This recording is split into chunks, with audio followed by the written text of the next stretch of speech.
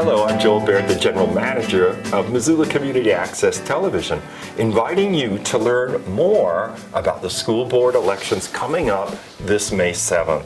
Just as a bit of housekeeping for you, dear viewer, the ballots are all mail postal ballots this year. They should be mailed out beginning April 17th. So if it's April 20-something and you don't have a ballot and you would like to get a ballot, make sure to contact the school district at 406-728-2400.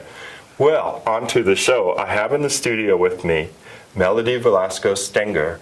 And welcome, and thanks for taking the time. Thank you so much for having me, Joel. I really appreciate it. So I understand you are a school teacher, so you've hustled over after the school. I am, yes. I definitely did. I left a stack of work in my car. And right. Oh, I'm so sorry. And then to make it clear for the Conoscente, yes, you work at a private school. I do, yes. I'm a Montessori elementary school teacher, and so I have sort of the one-room schoolhouse feeling where I teach right now. I have 17 students, and they range in age from first graders to sixth graders. Oh, that's kind of fun. It's wonderful. It's magical to be able to see those different ages mixing and collaborating and learning from each other. Yeah, I like the idea too. I remember Sussex School would have like a reading to littles or something like that, where older kids would mentor younger kids. Yeah. It seems very sweet. Yeah. Well, I'm asking all the candidates the same questions. There's 6, and I try to make them as open-ended as possible so you could just express your views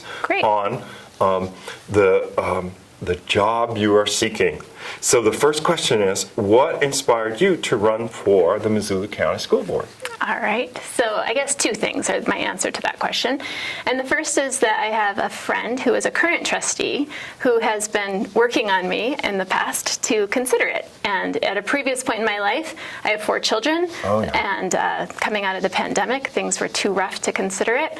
It was rough for everybody, wasn't it? Just a hard time.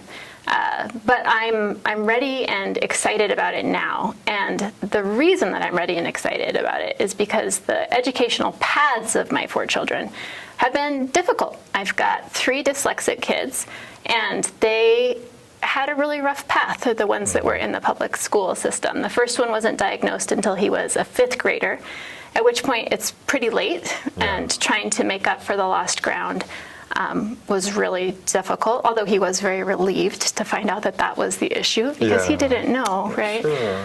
And so that was a rocky path, but I received so much support and attention and love from every point of contact in that journey with the public school system.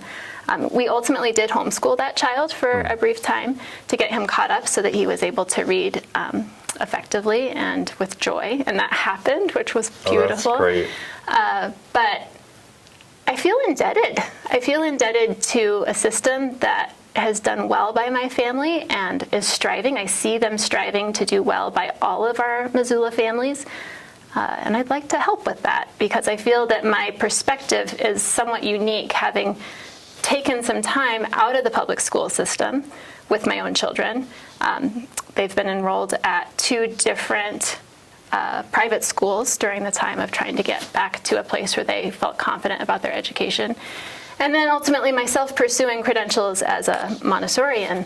I've got a different perspective, but I am still just such a fan and a supporter, and I so much believe in our public education system being a cornerstone for our democracy. It's so important to have an educated populace. So I have the availability. I'm lucky enough to have the time and the resources to volunteer in this capacity.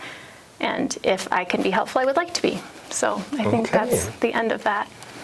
You almost combined the second question, which was to describe the school district as you see it. Yes. You definitely got what you like about it, especially in this instance of having children that were overcoming some learning challenges. So the second part of the question, maybe, what would you like to improve? So one of the fundamentally difficult things about public schooling anywhere is the inequity by neighborhood. And we really have that here. We really have that here. And we should be doing more, I feel, to try and fix that. I myself was a child in a big public education system in Albuquerque, New Mexico, Oh, wow, growing yeah. up, where my mother is still a public school teacher. Actually, she's mentoring public school teachers. She's moved on Oh, good. up into A upper consultant. echelons. She's an orchestra teacher, so she Right. mentors all of the younger orchestra teachers. But I went to really large, rough, impoverished schools growing up as a kid.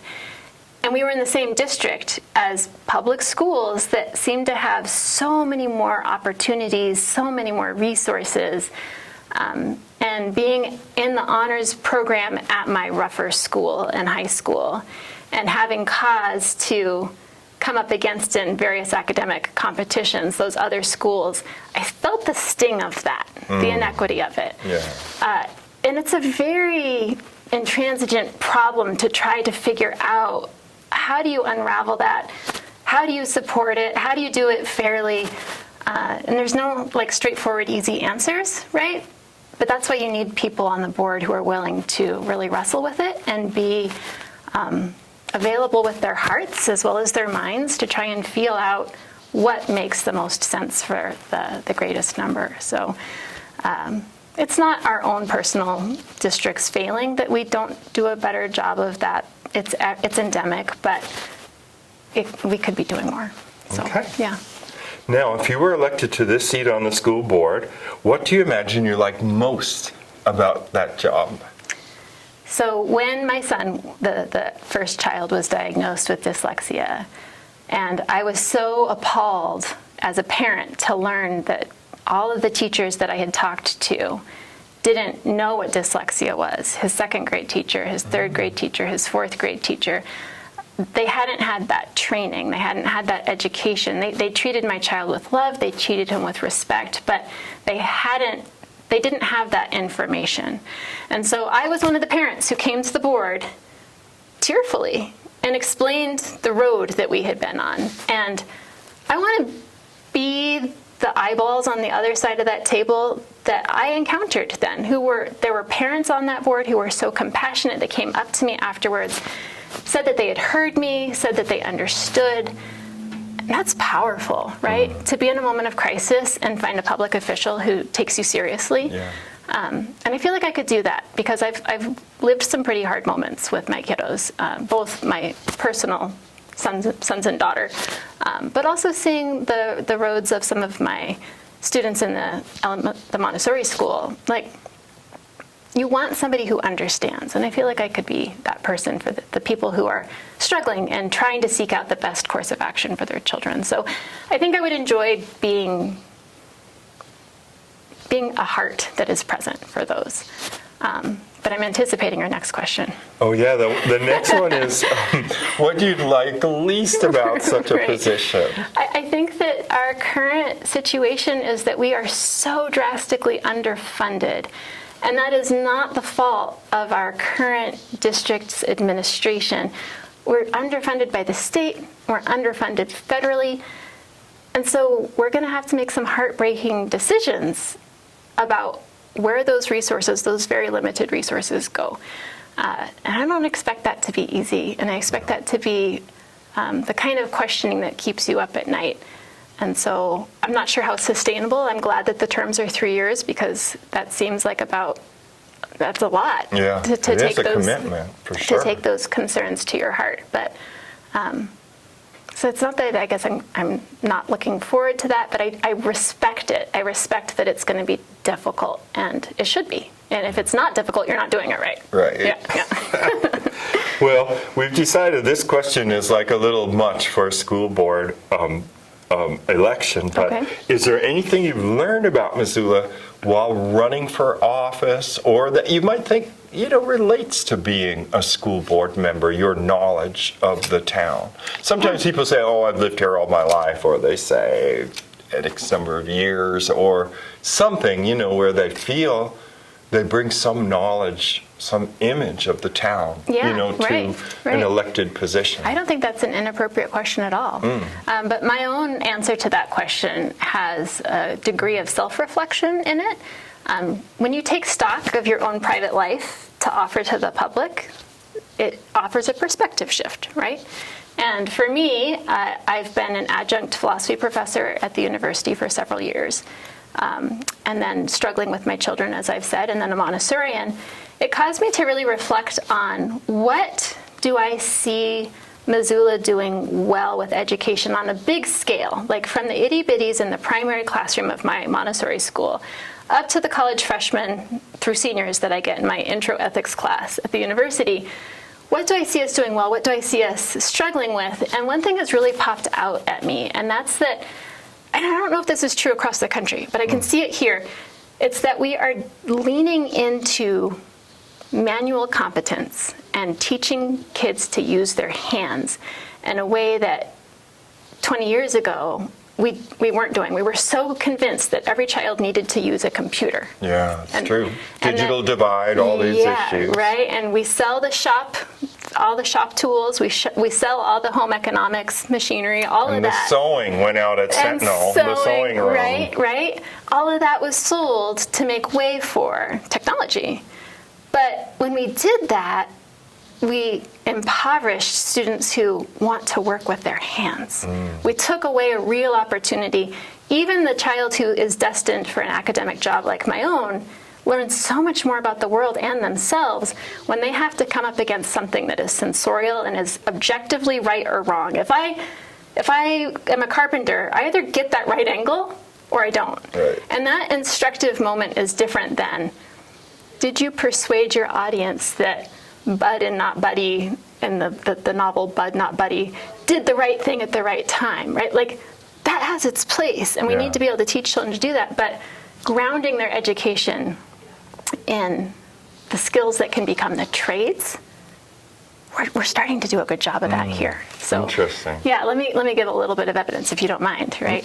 So I spoke with the president of MEA, the Missoula Teachers Union today, and I was really excited to learn that they have partnerships with the trade unions. So they're actively seeking for opportunities for our students to explore the trades, as opposed to thinking that every student who comes through our school needs to be prepared for college. Yeah. I will tell you, Joel, that in my intro ethics class, not every student who is enrolled at the university really truly wants to be there. Oh, sure. Yeah, they've been told they want to be there. Yeah, they ought to want to be there. And they think that that's the only path, but it's not, right? So look at our high schools now. We've got these amazing, robust, one of my sons right now at Hellgate is taking food and nutrition. He learned to make tomato soup last week. Oh, yeah. He's also taking welding, and he's taking ceramics all at one time. Yeah. And then over at Sentinel, we've got the mechanics program, and at Big Sky, we've got the agricultural focus. Like, it's amazing that we have those paths. We don't just automatically assume everybody is college bound. I got a little excited and a little bit off track, but I just want, my hat is off to Missoula. I'm realizing that we're doing a really much better job at that, of preparing children for different paths that speak to the possibility to really flourish as a human. We all have to use our hands. We all have to learn how to do that. Well, that's a great observation. You don't hear that every day. Well, now it comes to the closing thoughts. Okay. This is where you do persuade the viewer Yes. that you're the person for the position. Yes. Well, I honestly don't know that I am. I trust that the public will take their voting responsibility seriously, and that they will read the things that I have written and the words that I have spoken, and that they'll do the same for the other candidates, and try to make an informed decision, and I leave it to their discretion. I will say that I would be honored and humbled to have this opportunity, and that I do look forward to continuing in the Missoula education world. My longer-term plan is I hope to put together some philosophy classes, philosophy of education at the university, that would be cross-listed between the philosophy department, but also the education department, to just help flesh out the training that some of our local teachers are getting. But yeah, I'm indebted, as I said, to the school district here, and if I can be of service, I'm ready.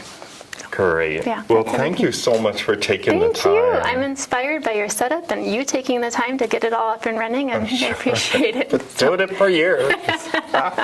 Well, and thank you, dear viewer, for taking the time to learn more about the school board elections. Once again, we've been visiting with Melodie Velasco Stegner, and she's running for the K through 12 school board in Missoula County Public Schools.